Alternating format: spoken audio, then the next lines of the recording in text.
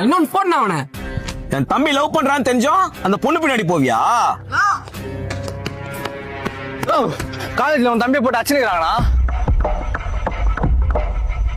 நான் யார் தெரியாம மேல கை வைக்காதீங்க. ஏய், எங்க அண்ணன் யாரும் தெரியாம கை தூக்குறவெல்லாம் வச்சுக்காது, அப்புறம் கை தூக்குறதுக்கு கையே இருக்காது. ஓ, நீ யாருன்னு தெரியாம உன் தம்பி மேல கை வச்சாங்கண்ணா.